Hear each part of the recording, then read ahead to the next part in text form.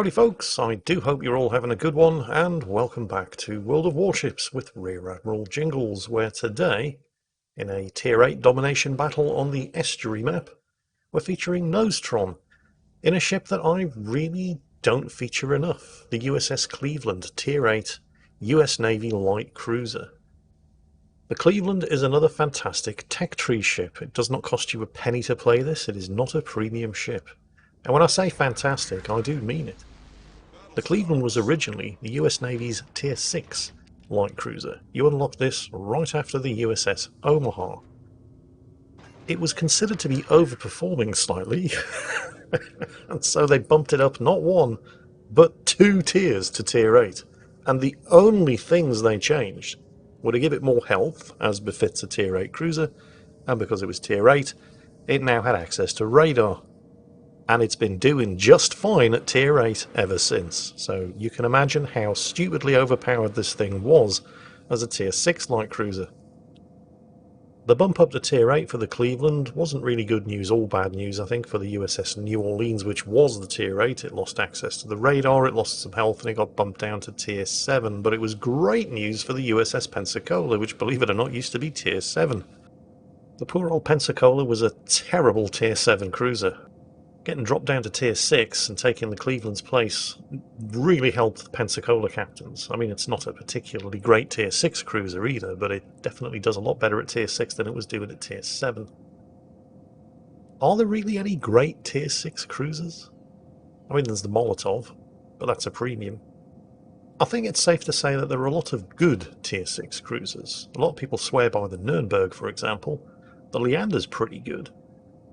There's nothing wrong with the USS Dallas, but I don't think anybody could seriously point to any one Tier 6 cruiser and say, that ship is fantastic, with the possible exception of the Molotov. But again, it's a premium. At Tier 8, of course, it's a different matter entirely. I mean, in the American cruiser line alone, including premiums, you've got the Baltimore, the Cleveland herself, the Wichita, the Anchorage, the Congress, the Rochester, the Montpellier. And that's just in the American tech tree. Competition for the title of best Tier 8 cruiser is very, very stiff. Now, I'm not going to put myself out there and say that I think that the Cleveland is the best Tier 8 cruiser in the game, but I kind of do think the Cleveland is the best Tier 8 cruiser in the game. It's certainly the best one that you don't have to spend any money on. Now, I do realise that having said that, I am definitely asking for trouble in the comments, but I stand by my statement, because let's not forget, this is actually a Tier 6 cruiser with a hit point buff and some radar. Anyway, let battle commence.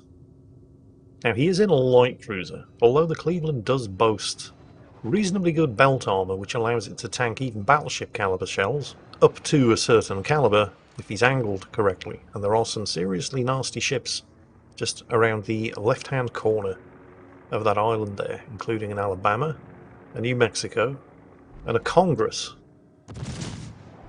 Congress is one of those new, definitely not a battle cruiser premiums that's armed with 305mm guns, but he can tank those shots. He can tank the New Mexico's guns. He's gonna struggle to tank the Alabama's guns, but right now, of course, his biggest issue is not actually the Z-23. The Z-23 is an issue for the Hatsuharu, who's attempting to hide in a smokescreen as ships with extremely large guns and radar come steaming through the narrows up ahead. The Congress, a premium ship. There goes somebody who just bought his way to Tier 8, given a nice big fat broadside for Nostron to shoot at. And Nostron doesn't really have to worry too much about the Congress. It is armed with 305mm guns, but with 25mm of bow plating on the Cleveland, he can tank that. It cannot overmatch him. Following the Congress is a New Mexico, armed with 356mm guns. And again, he can tank that. It cannot overmatch him. I don't know if that Congress has even used his radar. I suspect not, because there's a very angry looking smokescreen over there with a friendly Hatsuharu in it. And the Congress isn't shooting at him, so I'm going to go with no, he has not used his radar. And now he's given broadside again. Yeah. I'm not saying that Congress player doesn't have anything higher than Tier 5 and has just bought his way to Tier 8. But he is playing like somebody who doesn't have anything higher than Tier 5 and has just bought his way to Tier 8. Actually, looking at the mini-map down to the south of Nostron's position, it is possible that the Congress did use his radar because the Hatsuharu had been manoeuvring to take advantage of the island cover, rather than just his smokescreen. So he might have used his radar, but whether he did or he didn't, it was pretty ineffective because the Hatsuharu isn't dead. Nostron's popping his radar and his hydro. Z-23's popped back up again. Oh, here comes the enemy carrier. To be honest, I'm not expecting great things of the Cleveland's anti-aircraft guns, because it is, after all, just a Tier 8 anti-aircraft cruiser, the most numerous class of light cruiser ever built, with its priority sector and defensive fire consumable up, and that's just a Tier 6 aircraft carrier attacking it. And this is World of Warships, so it doesn't pay to get your hopes up too much. Under those circumstances, you'd expect him to have slaughtered the entire squadron, and, well, nearly, but not quite. What's the Hatsuharu up to? I mean, it's nice that he's there. He's providing some extremely useful spotting, and there's no radar anymore now that the Congress has been sunk. It's nice to know where the Alabama is. And there's the New Mexico. Remember, the New Mexico is armed with 14-inch or 356mm guns, which cannot overmatch the bow plating of a Tier 8 light cruiser with 25mm of bows and stern. So, yeah. This is fine. I mean, the New Mexico can still do some nasty chunk damage to the superstructure in the upper deck, but he's not going to be overmatching anybody from the front and scoring citadels. Ooh, that's bad news.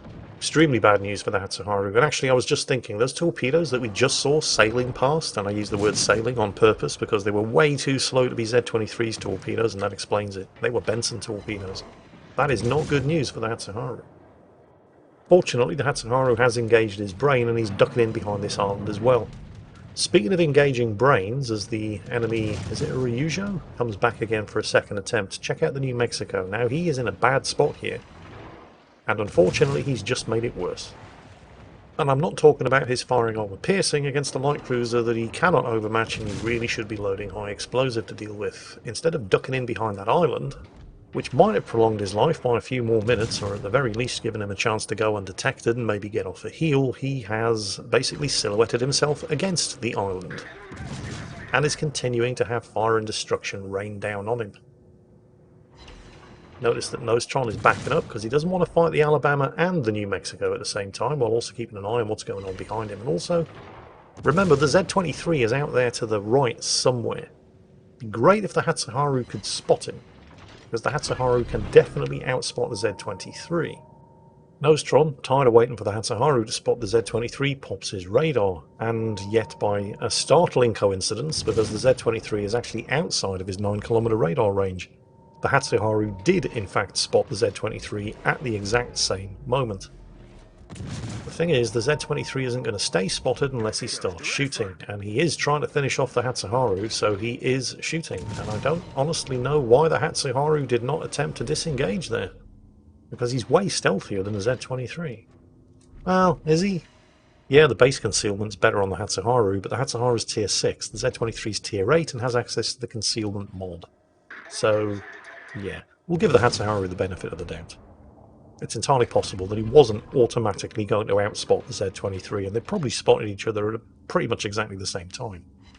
Here's where things get a bit weird, however, because that Z-23 is clearly making a beeline for the friendly carrier, the USS Ranger, who is only Tier 6, but, well, so's the enemy Ryujo, and he's making a fight of it.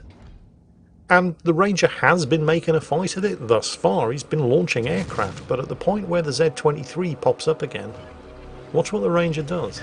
At the moment he's recovering his rocket attack planes. The New Mexico's down, sailed into a broadside from the friendly North Carolina. Here comes the Alabama. Oh, and here comes the Ryujo. Or he was coming, he's just hard-noping out of there. He's learnt his lesson from the first time. I don't know if he was expecting that Nostron wasn't going to be there, but, well, he is. The Alabama, of course, is going to be the biggest problem that Nostron's faced thus far, because he's armed with 16-inch armor piercing, which can overmatch 25mm of bow plating. Now, you can still tank that, but you have to be a lot more careful about it.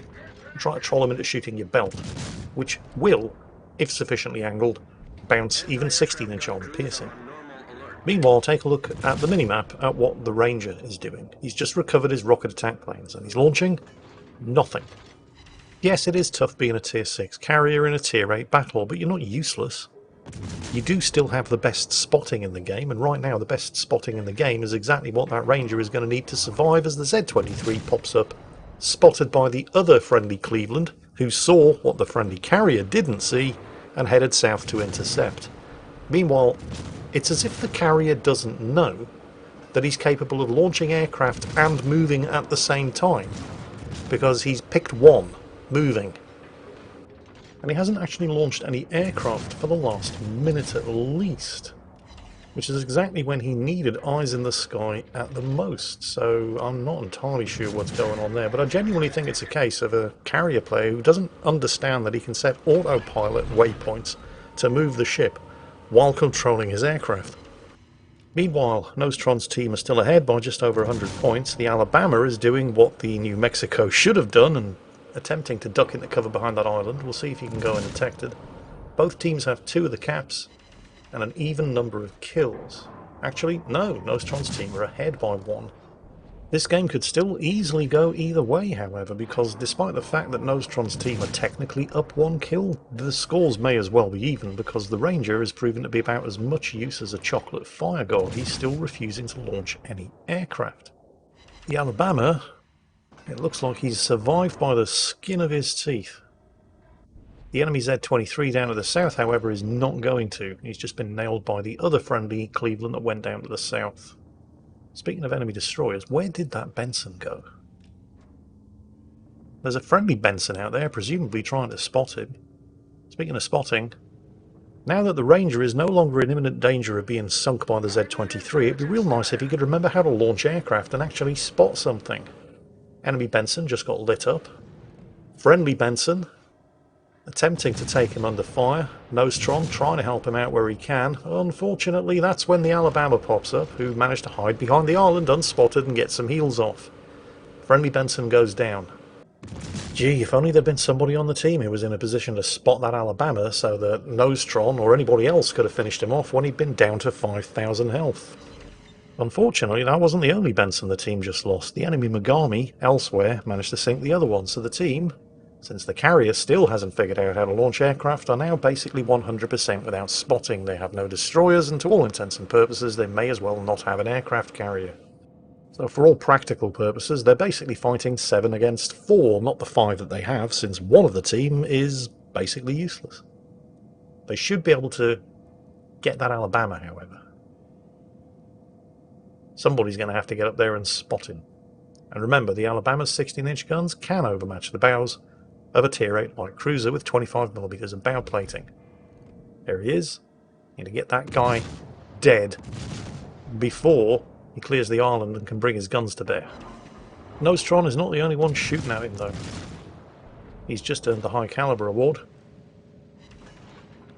Shots coming in from the other Cleveland. Come on, boys, you've got this. And get him before he fires. And they've got him. They had to deal with that Alabama because they couldn't afford to have a 16-inch gun-armed battleship at their backs while they were turning around to deal with the threat posed by the rest of the enemy team.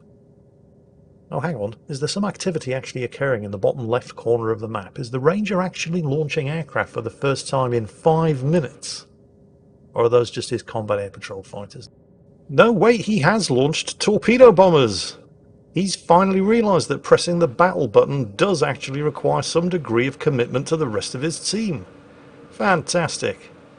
He is flying them straight into a squadron of fighters, of course, but I guess he thinks it's worth the risk in order to get that Megami who's busy flipping capture point A. Wait, he's turned them around. What's he doing? Oh, he's dying. Oh well. Never mind. At least he almost tried. Thanks for turning up, at least. Meanwhile, while the enemy Megami's having a great game and has just managed to flip Alpha, Nostron, figuring out that he's being spotted by one of the, in fact the only surviving enemy destroyer, absolutely needs to get this kill. He's popped his radar and he's got him. The enemy team are still ahead, but there's only really 20 points in it. And he is now in a position to start flipping capture point Delta, which the team absolutely needs to happen. I mean, they're behind 1 kill, they're behind on points, but that points gap with the enemy in possession of all 3 of the 4 caps, all 3, that doesn't make sense. With 3 of the 4 caps, isn't going to get any better for him. He's also very wisely popped his hydro, figuring that the Benson's rather pedestrian torpedoes were going to be on the way, and of course they were. Managed to thread the needle there. He's undetected. He should be able to get this capture off completely unopposed, and of course even while he's flipping it, the enemy aren't getting any points from it, although they are now about 40 points ahead. But 40 points is nothing. 1 kill will flip that balance.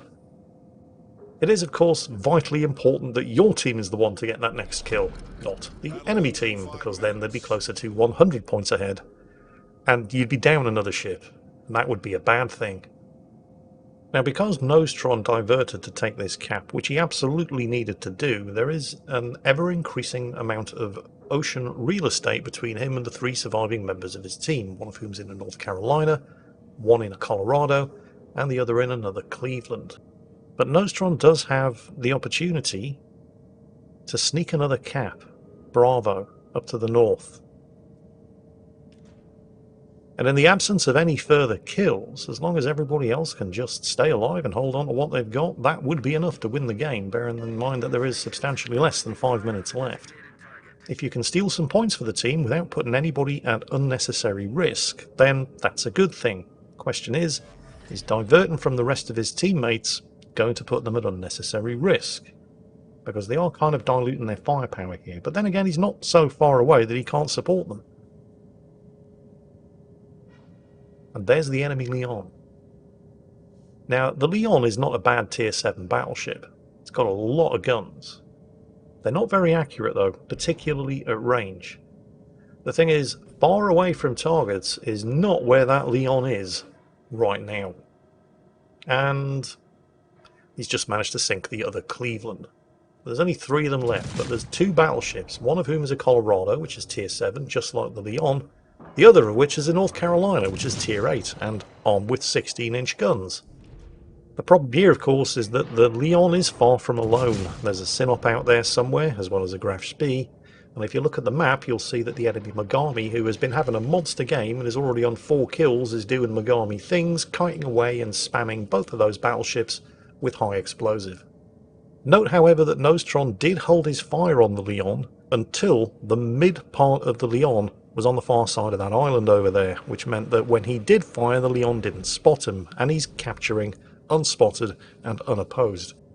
The enemy Sinop, another tier 7 battleship, but like the North Carolina, on with 16-inch guns, just popped up. It's good to see that the North Carolina focused that guy down because he was the most dangerous target. And also, as it turned out, the easiest one to kill. And now the 2 of them should be focusing their fire on the Leon. The Colorado's turned away, he's angled quite nicely, and he's on with 16-inch guns too. I honestly don't understand how the Leon hasn't taken more damage. I mean, he's basically given broadside to the Colorado. He's angled against the North Carolina, but the Colorado should be slapping his midship belt like it's going out of fashion, but, well, turning away like that meant that all of his guns are now pointing in the wrong direction. Possibly he was trying to bring his guns to bear on the Mogami, because the Mogami's the one that just killed him, earning himself a devastating strike, high caliber, Confederate, and Kraken Unleashed from that 1 kill. The North Carolina isn't sitting there idle, however.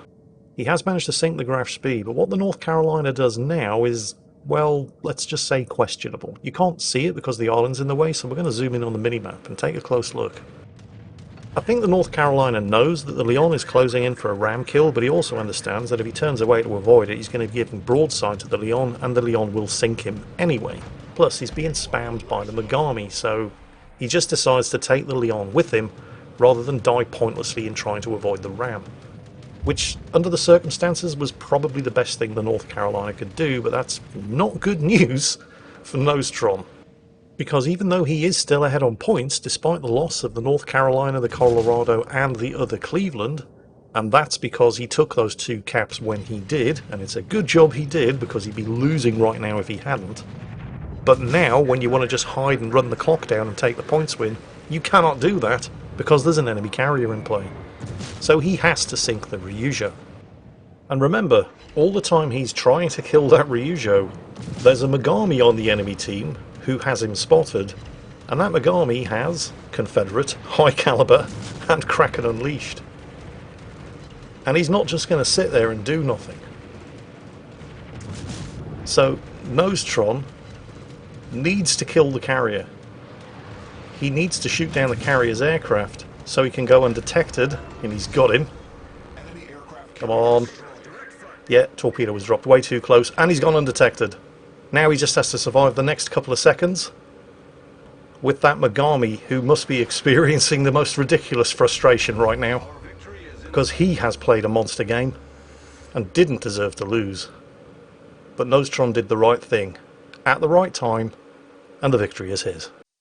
You could argue, and I'm sure somebody's going to attempt to argue, that if the carrier hadn't attempted to go for a kill at the end with his torpedo bombers and instead had just kept his distance and kept Nostron spotted for the Megami, that the Megami might have been able to clutch the win, but honestly at that point there just wasn't enough time left for the Megami to do it. So I don't think you can really judge the enemy carrier too harshly there. That is definitely going to be an extremely bitter pill for the enemy Japanese cruiser to swallow, however. He did nearly 2,000 base experience on a loss. Nostron, on the other hand, did more than 3,000 base experience on a win, and that's because, well, for the first half of the battle, he pretty much held down a flank, more or less alone. He took the caps when he needed to take the caps. He supported his teammates as best he could, when he could. He killed what needed to be killed, when he was able to kill it, and more importantly, he realised that he didn't need to win any harder than he was about to right at the end. So Nostron, good job, well played, good to see. Everybody else, I hope you enjoyed it, and as always, take care, stay safe, and I'll catch you next time.